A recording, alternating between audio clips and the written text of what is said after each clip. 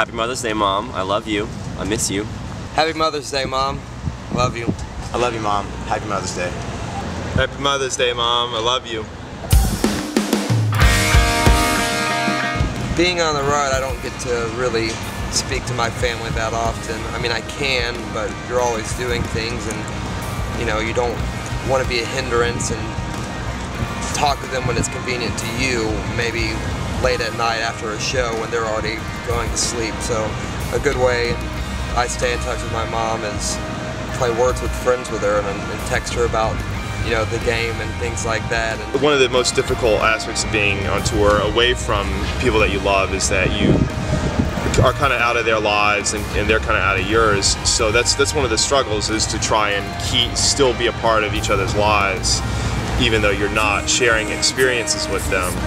I feel like because of the distance, I feel like our band, or like me in general with my mom, I feel like we don't talk as much as we used to because I'm not home. But we try to talk as much as we can on phone. And she recently upped her text messages so we could text back and forth about our 2 little puppies we just got.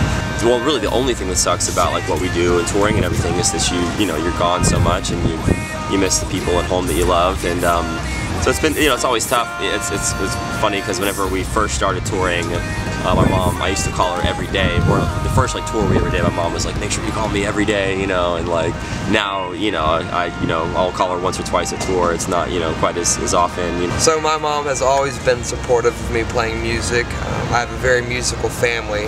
My mom sings and plays piano, and my dad sings and plays guitar, and my sister, she's sort of picked up pretty much every instrument she can get a hold of. She plays banjo and mandolin and guitar, and she sings as well. So I have a very musical family. You know, my mom's a big reason that I started playing music in the first place. She's, you know, she used to play guitar and sing to my brothers and I, and like play piano. We always loved listening to her play piano, and she encouraged all of us to play music. And you know, I started playing, you know, taking piano lessons when I was, you know, maybe about 10 or 11 or so.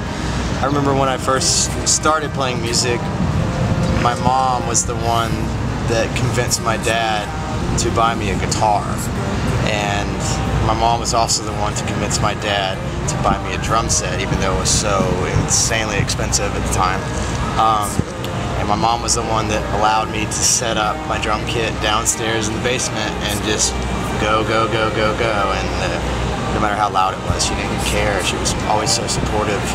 My parents, I think that I'm like some huge mega rock star, and they're like, you know, they're like the biggest Mayday Parade fans. They're every single time I talk to them, they're telling me a story about how they went to Publix, or they went to a restaurant, or they, you know, were on the phone with AT&T or Sprint, you know, customer service, and they asked, they figured the person's relatively young, and asked them if they had heard of Mayday Parade. You know, she's always been really supportive of the bands I've been in. You know, even back, you know, years ago, whenever I, you know, first met Brooks, and we were like 12 and 13, you know, like playing in bands in middle school and stuff, and then in high school, and then you know, right after high school, we decided to you know, start touring and not go to college and everything. We have a room added onto the side of our house where the band practices. If that's not support, I don't know what is. She's pushed me for so long, and she's kind of made me who I am. I'm the nice guy that I am because of my mom, pretty much, and my dad too. But yeah, I have no clue where I'd be without her. I love her a lot. Yeah.